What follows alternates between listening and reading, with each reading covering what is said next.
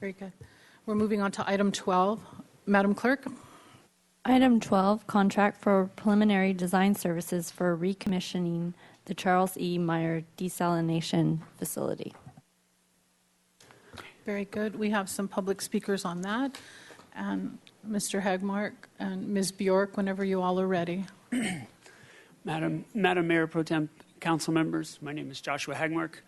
I'm the Acting Water Resources Manager, and I'm here today to walk you through the recommendation before you for preliminary design services for the reactivation of the Charles E. Meyer Desalination Facility. In my discussion today, I will be reviewing the city's water supplies, discussing the desalination facility's history in brief, talk about the consultant selection process we went through, discussing what the scope, schedule, and costs look like, also getting into some project uncertainties as we move forward, and ultimately the recommendation.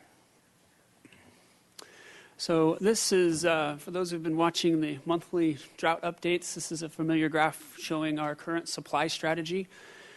And there are 3 points that I'd like to make with this graph. One is to show kind of our approach to drought planning and how we're trying to leverage the surface water supplies that we currently have and stretch them as far as we can.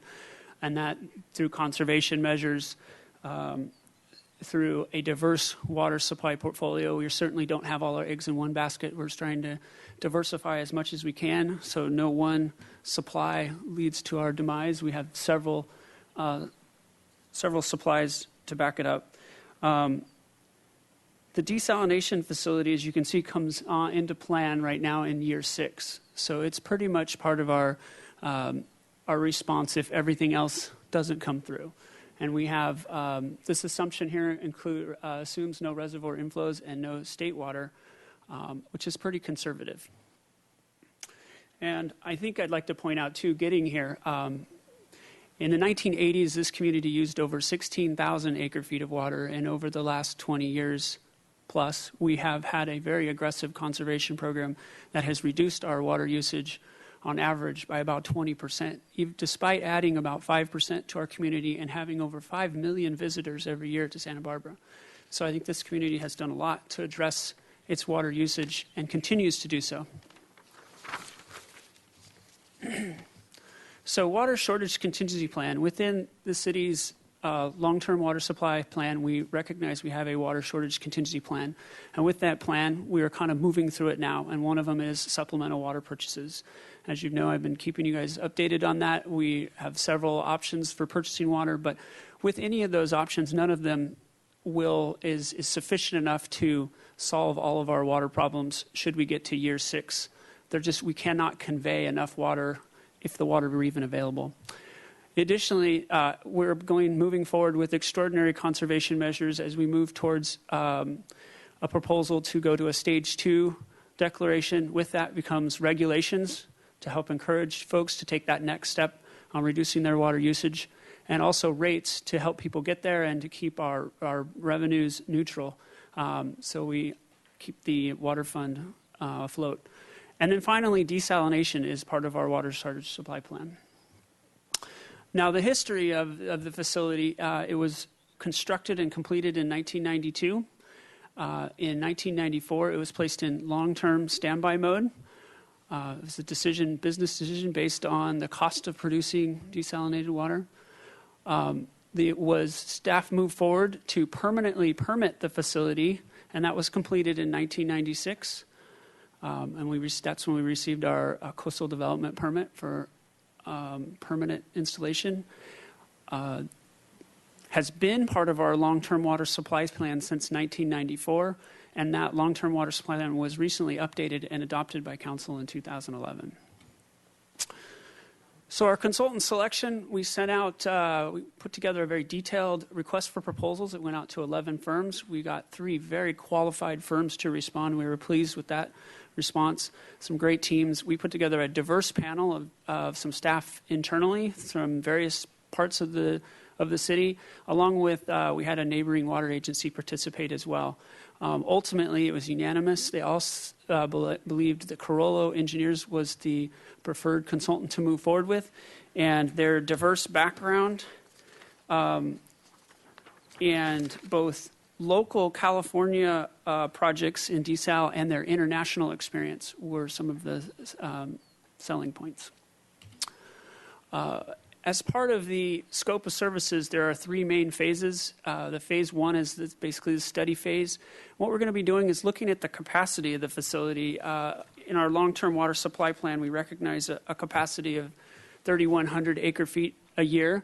But due to the unprecedented nature of this drought, we're going to have the consultant take a look at that and work with our internal water supply analyst to see if that's still an appropriate capacity.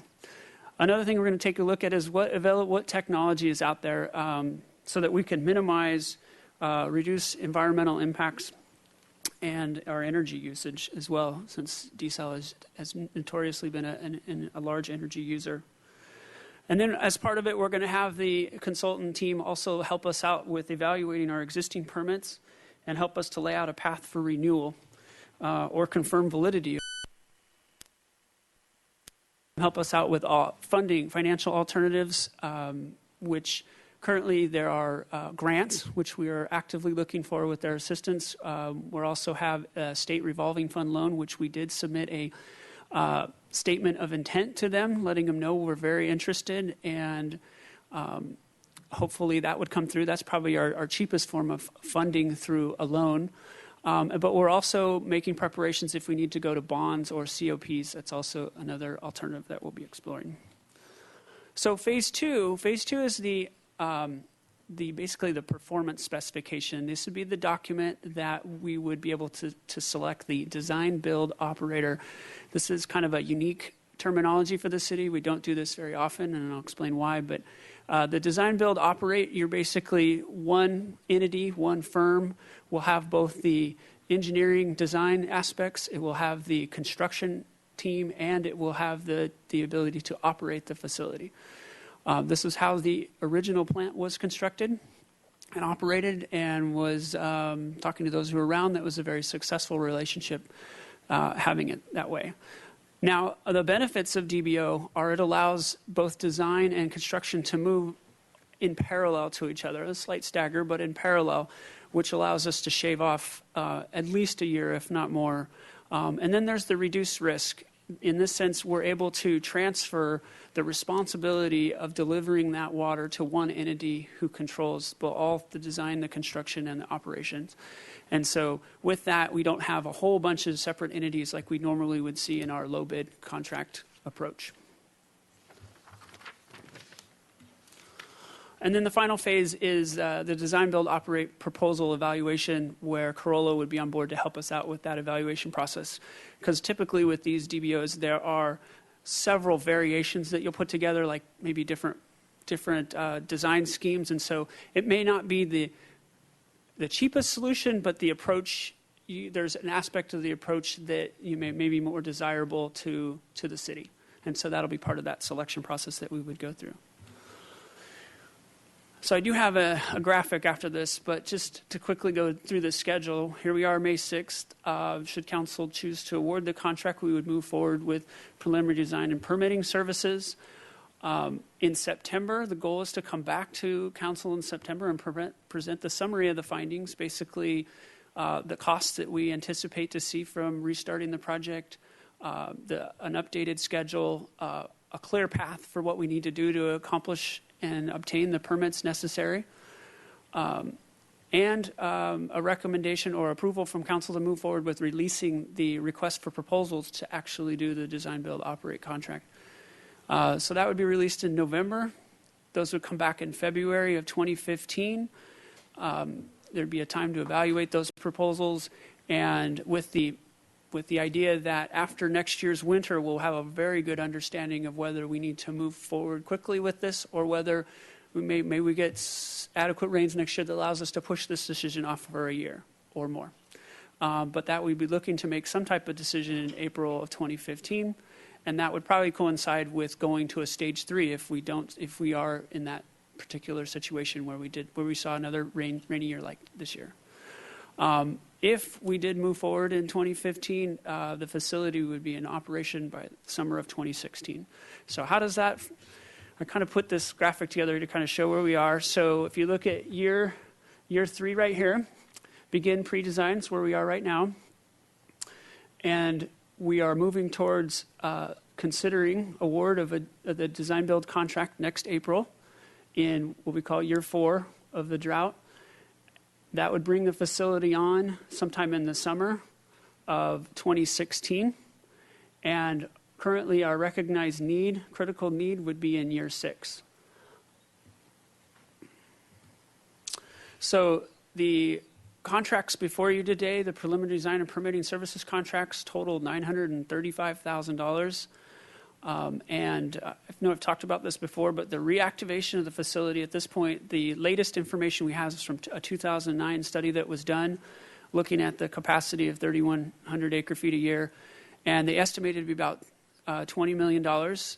Taking into consideration that estimate's about 5 years old, and looking at inflation, in current dollars, that'd be about $23 million. And then a contingency, which I would anticipate with a project with this many unknowns, which I'll be getting into, or variables, possible contingency of 25% gets us up to about $28 million to reactivate the facility. And then from that 2009 study, they estimated to be about $5 million a year to operate at that capacity. Funding, as I mentioned earlier, we're going to continue to pursue grants, but the challenge with this, the uncertainties are just what the costs would be. Obviously, if we get grants, that's probably the best. That is the best scenario. The state revolving fund loan, it has a lower interest, but the cost impacts of that, and then the bonds and COPs, that's based on the market for that. So there's a cost uncertainty there.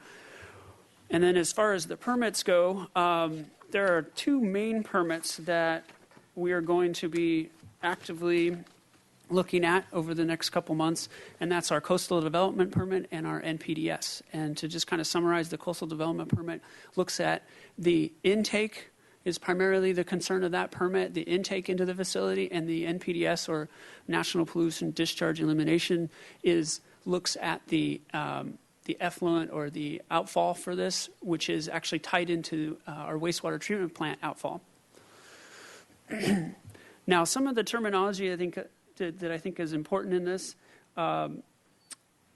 going forward, just for the sake of the discussion, is impingement and entrainment. That's one of the big issues that the coastal development permit has. It's basically the entrapment of marine life against the screen, or marine life that has been brought into the pumps. And so that is one of the impacts that we'll be looking at as we move forward with our discussions with the Coastal Commission. There have been, talking with our consultant, doing some of these marine life studies could easily top $750,000. We're just looking at what some of those studies look like. There's a plant down in San Diego area called the Carlsbad.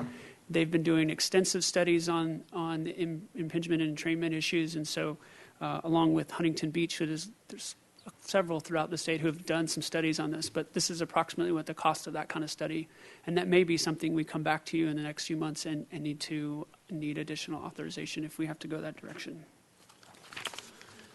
We have a question from Dale Francisco. Mr. Hagmark, are you saying that Carollo Engineers is involved in these studies with Carlsbad and Huntington Beach? They're part of their team, yes. Part of it hasn't been, their Dudek and Associates was involved in the Carlsbad project. Okay, thank you. Mm-hmm. So our coastal... let me interrupt you then. So there's another way to intake water, right, for our desal plant, and that would be a subsurface intake. Can you describe that a little bit? Yeah, actually, subsurface was looked at. I mean, I should back up a little bit. Before the city jumped into desalination in the 90s, there was actually a lot of studies done on this, and because we wanted to make sure. I mean, they looked at what if we emptied the silt out of Gibraltar. They looked at all these different variables to try and come up with an answer to the city's water shortage issues that could come up. And they ultimately landed on desal. And then when they landed on it, they looked at all the different challenges with that, and one of the things they looked into extensively was subsurface intakes, because there is a perception that there'd be a lot less environmental impacts if you go that route. Well, the study that was done by CH2M Hill at the time showed that there'd be several hundred wells needed on the beach or just offshore to adequately meet the capacity of our plant. Just because of the nature of the geology, there wasn't the ability to move a sufficient amount of water or to meet the demands of the facility, which isn't that big of a facility in the big picture. But so that was dismissed as an environmentally superior option, and what was landed on was going with the city's existing sewer, old abandoned sewer outfall. And what we did is we went in and we lined that old sewer outfall because it had the least impact to the environment over any other alternative. So it was extensively looked at the time. But that study was done 24 years ago, correct? It has, and technology has changed, and that's certainly one of the things that we're going to have Carollo looking at, but the geology hasn't changed. The amount of water that can move through that soil hasn't changed, but technology has, so maybe there's alternatives there. So the coastal development permit, the temporary permit was issued in 91 prior to our start, and it was a 5-year permit. And we, as soon as the facility was turned off in 92, the staff got on the task of permanently permitting it because we wanted to make it part of our long-term water supply plan. There were 4 operating scenarios that were identified in that permit, and one that's most applicable to today's discussion is scenario 1, intermittent operation to meet drought needs of the city. That was a pretty clear explanation of how this facility could be operated, and that's how it was approved. In March of 2014, the city sent a letter to the California Coastal Commission informing them of our intentions to reactivate the facility, and we did hear back from them in April. And they shared concerns about our restarting and felt that we may need a new permit. But the door, I think, was left open for a discussion about what that is, because I think there was a lot of misinformation, and we're just getting started. So what we've set up on May 21st is an interagency meeting in Sacramento. So we're going to be going up there to meet with the California Coastal Commission, the California Water Resources Control Board, the California Ocean Protection Council, and the Central Coast Regional Water Quality Control Board. So quite a group of players. We're really pleased that all these players wanted to get together at the same time because I think it could save a lot of energy. They all have a little different perspective on it. But we're going to be presenting there all of the history, basically, of our facility and what we've done to maintain the facility, the amount of money we've spent on permitting, what we've done to kind of keep some of the infrastructure in working condition. And then we're also following up on May 22nd with a meeting just with the California Coastal Commission in San Francisco to meet with their staff. Mainly at that point, we want to kind of get feedback on what their thoughts are so that our team can take that back and come up with some ideas that we think might be feasible. So, in conclusion, my recommendations today are to authorize a contract with Carollo Engineers for preliminary design services in the amount not to exceed $820,628. Authorize a contract with McCabe and Company in an amount not to exceed $90,000 for lobbying and support services. And authorize a contract with Hanson Bridget in an amount not to exceed $25,000 for legal support services. And I should back up, the Hanson and Bridget contract is specifically related to the design, build, operate. I don't know if I mentioned that, but their experiences, there's design, build, operate contracts are unique. And Hanson Bridget brings that legal experience on how to approach those contracts to make sure that the city is in a good position and we have maximum flexibility to what option is best for our community. So that's their role. So that concludes my discussion, if there's any questions. May I start off by asking for you to describe what lobbying support services are? Yes, McCabe and Company has experience working with the Coastal Commission on delicate issues like this. And so we've brought her on to help our team to know the best approach and how to work best with the Coastal Commission, because it seems to be a very charged issue about desal. And there are, to be honest with you, there's no guidelines for desalination facilities. And so it's a lot of us are moving around in the dark. And I know they are working on guidelines, but currently there are no guidelines for what is an acceptable intake or what is an acceptable desalination plant. And we didn't go with an RFP for that contract because the amount is so low, or it's kind of a And compared to specialized- the other one? Right, it's a specialized service. I don't know that it's something you really can do a request for proposal on. I don't know if this. Okay, we'll go to Mr. Rouse. Thank you. In terms of the chicken and egg part of this, from the May 21st meeting, is if we authorize Carollo, are they going to participate in that meeting, or is anybody from there going to participate? Absolutely. Their team, along with their permitting team member, are going to be there. Yeah, they're a big part of that discussion. And if there's some result where the permitting process is deemed so onerous that it's not even possible in our current concept,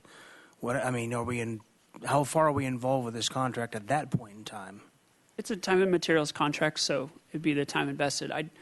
I think there's a path through this. I think Right. we will be working hard, hand in hand, to try to find the solution that meets everyone's needs. I had one other question that maybe Mr. Cullen, but in the CIR it talks about, it says city voters elected to make desal a permanent part of the city's water supply portfolio. So what does that mean in terms of our flexibility and whether to or to not start it? Is it sitting there in the dormant state considered still in keeping with the voters' decision to make it part of the portfolio? What's the structure of that? I don't really remember the vote and the language or any of that. So from what I understand, and maybe Mr. Rebecca or York can jump in here, but that vote was, it was a very contentious issue in the middle of a drought. What should we move forward with? And the voters actually voted to move forward with both state water project and desalination as sources of water for the city. And I guess my question would be, though, if we decided, wow, we just don't want to do this, are we violating that? Madam Mayor, Councilmember Rouse, I think the first question is, do we have the permits and the ability to do that? And I think the vote of the people expresses a desire.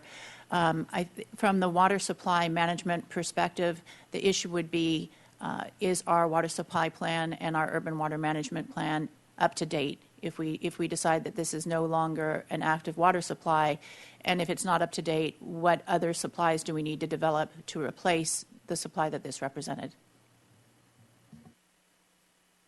Any other questions before we go to public comment? Mr. Hotchkiss? Maybe I missed it, but is there no other alternative? Madam Mayor, Councilmember Hotchkiss, is there no other alternative to desalination at this time? I think we have looked very hard at what our alternatives are, and we did evaluate in the 1980s raising Gibraltar and having additional storage at Gibraltar, and made a determination not to do so.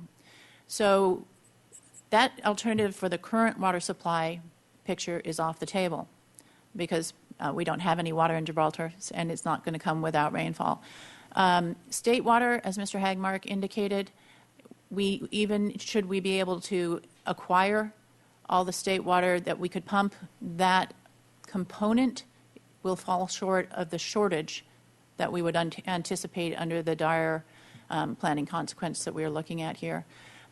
So really, the reason that we have kept desalination as a drought alternative is because it is the next available alternative that we can identify.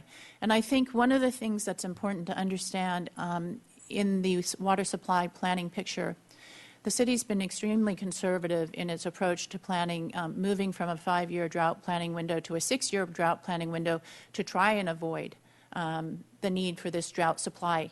So try and push it off as far as possible. But even in that 6-year planning window, what you don't see in year 7, should we go there, is that we no longer have groundwater.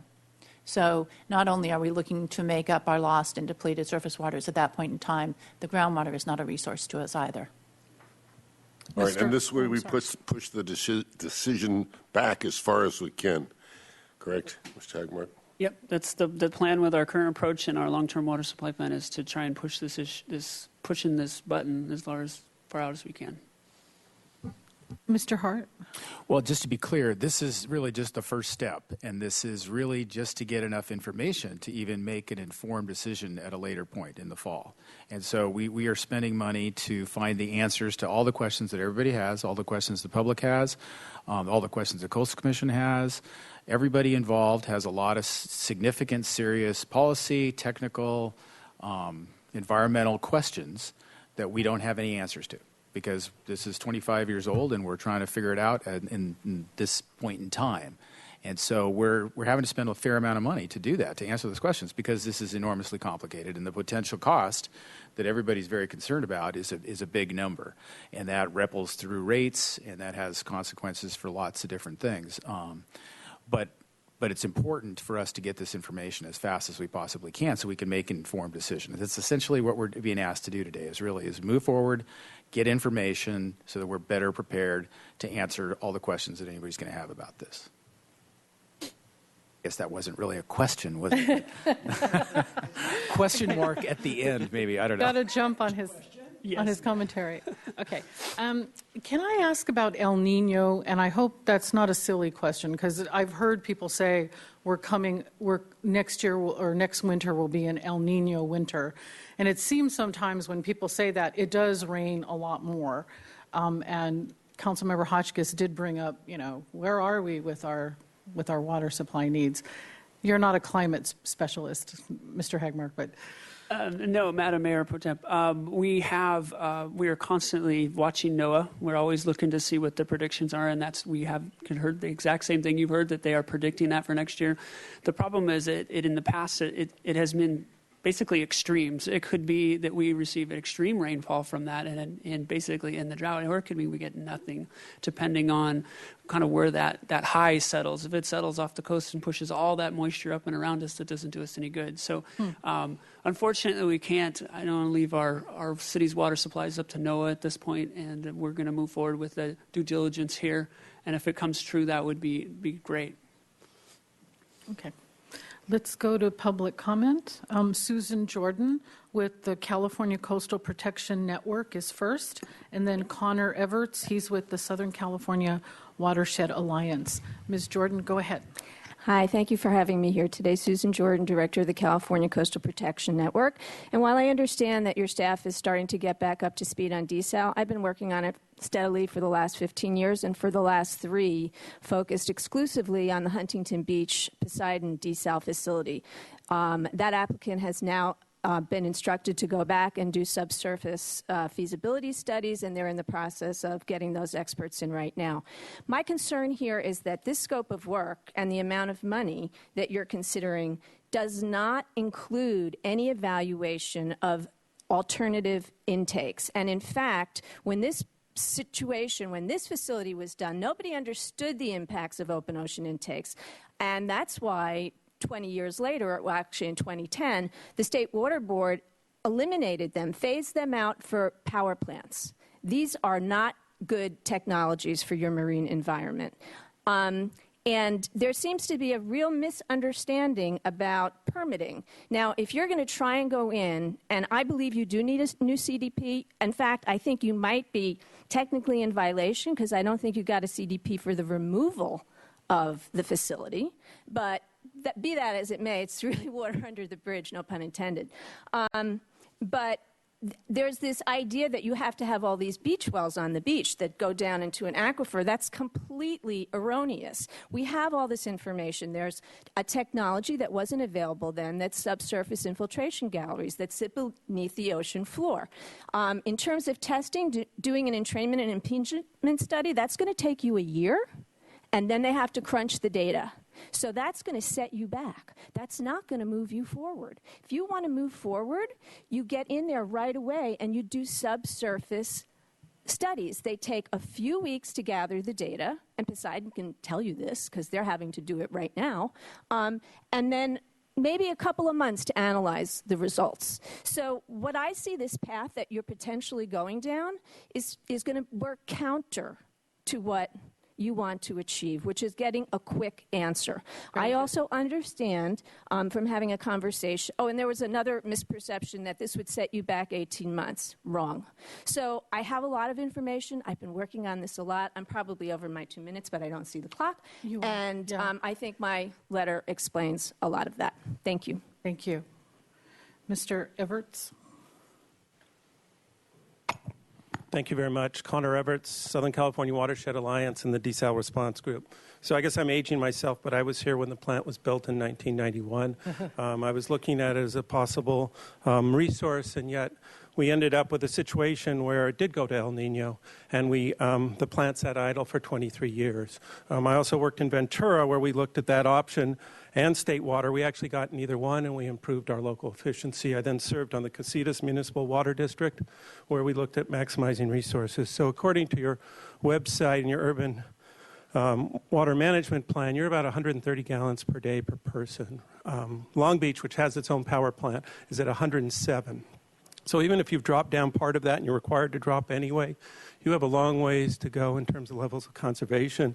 I just drove by Kachuma, so I see how it's been. I've seen it that also at the end in 91, and I saw it in 77, 78 too. So we do go through these serious cycles, but what we should really do is invest in cost-effective programs, including recycled water.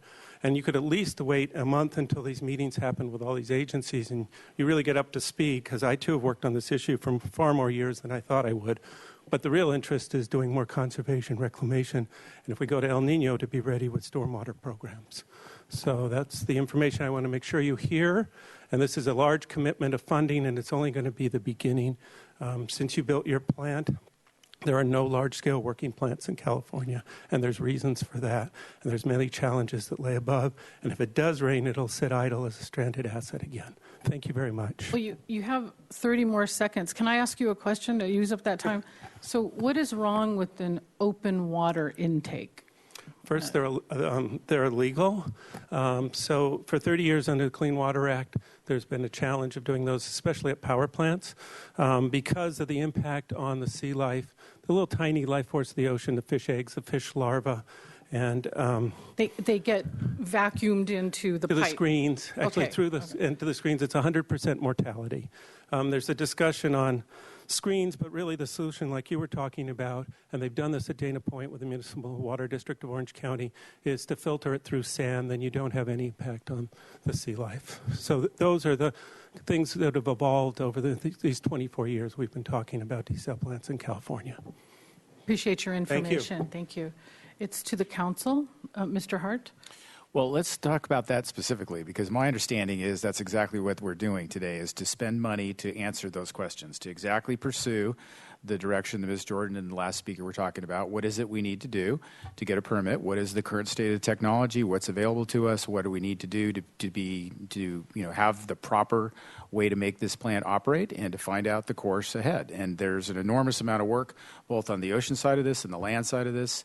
And I think the direction the council has been giving pretty strongly is hurry.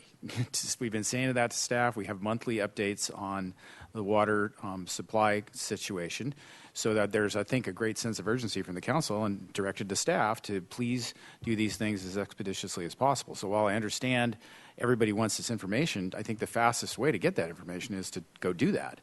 Am I missing something in that perception of things? No, Madam Mayor, Councilmember Hart, you're exactly right. This team we put together is exactly to help us work through this very complex issue, and we have not landed or on anything at this point. We are wanting to get this forward. We know it's a long process, and we want to get this started. So I don't know. Not having this team on board, we'd be at a major disadvantage because we're not desal experts. This isn't something the city walks around doing. So bringing on this team that has gone through a lot of these major projects up and down California and internationally is really critical to us being able to sit down with these state agencies and work through the issues, because I keep hearing differencing of opinions on how long certain things take, but I think that's exactly what we're going to sit down in the next couple weeks and work through. Well, I think Ms. Jordan's specific offer of assistance, her expertise, the fact that she's been involved in this, in a super detailed way, is very valuable. We're lucky that she lives in our community, and so we're going to take advantage of that too. We're going to leave no one stone. And I can understand how there might be some confusion. The staff report is trying to do the best it can with a very dynamic situation with information. We've talked about that before. We don't want you spending all your time on staff reports because there's lots of work to do. So there's a tension here. But I did talk for about 45 minutes yesterday with Ms. Jordan, trying my best to explain the situation. And I don't know that I made my point as clearly as I could. So Well, and maybe we're getting closer here, and I appreciate that. And I think everybody has the same goal in mind. And I think the most important thing is for us to get the best information that we can, and to get all the agencies and all the other interested parties involved, and to look at this thing from the bottom up. And that's why I think this makes sense to go ahead today. Very good. Mr. White, please. Thank you, Madam Mayor Pro Tem. Yes, this contract is the result of 6 months of council and staff engaging to come up with this step. And as I understand it, there's nearly $1 million on the table here, but we're not going to spend it all by the 22nd of May. We're in option plays, and El Nino could come in September, and we could start getting rain in September. And I know, and my comments all the way along have been, let's make sure it's always an option play, so that we can stop at any given point when it's clear that we're safe. And so that's just at least been my viewpoint, and I believe that message and that part of the strategy is part of what we're dealing with, to say nothing of purchasing water and making use of all the other resources, and including stronger conservation programs. Maybe we're only at 130, but we've been at least steadily improving the conservation strategies year in, year out. So I appreciate that we have, and also that we have now the full engagement of the various parties. We have Ms. Jordan, and your name, sir, again? Connor Everett. And your face is familiar from previous times, and these are, again, the full dialogue is in place here. And we have now meetings a couple of weeks away. I think that's healthy, and it's not just sort of hiding under a rock. It's going to the places where we can get the best information and open the conversation, continue the conversation to stay on the path for possibly using desal as soon as possible. None of us want to do it, but I too was there 25 years ago, and it's really ugly when you just run out of water, plain old run out of water. And we don't want to be forced to conserve to get down to 40 gallons a day or 50 gallons a day. We don't want to go there. So this is one option for stretching out our supplies.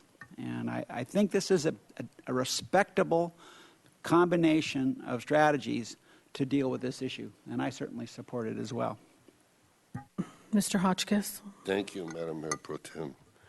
Did anything that either of the public speakers say come as a surprise to you, staff? Councilmember Hotchkiss, the illegal intakes, I wasn't aware that the below or above grades intakes were illegal. So okay, we'll have to follow up on that. Anything else that sounds sort of significant? The other point that I think is important too is the water usage that was reported, the CDP water usage of 130. Now that's an average for our community based on the 5 million tourists a year and all the restaurants and everything. If you actually look at our single family residents on average, they're using about 86 gallons per day. So a lot, per person, which is a big difference. And I think get into the statistics. There's all kinds of ways to look at it. We have to publish certain numbers, and that would be 130 is what our average is if you spread it over our population. So you can incorporate what they said in our program, as it were, or in the way you're looking at things now, correct? Absolutely. I mean, we're very open-minded going into this, and I think it would be, like I said before, we'd be at a major disadvantage not to go to these meetings with some experts with us, because this isn't something we deal with every day. Thank you. Mm-hmm. I'd like to disclose that as Mayor Pro Tem, I got a phone call today from Charles Lester, the director of the Coastal Commission, and he expressed a desire to work together with the city of Santa Barbara. He wants us to recognize that there's questions about our coastal permit, and that he's looking forward to working together to evaluate information and alternatives. So I just wanted to let you know that I talked to him today. I do have an issue with the lobbying firm, I'd like to vote against that. So if we're all done talking about it, I would entertain a motion for A and C, and then I can support those two things. Anybody else have anything else to say? So move A and C. Second? All those in favor? Aye. I move B. Second. All those in favor? Aye. All those against? Against. Oppose. Okay, so do you have what you need? Okay.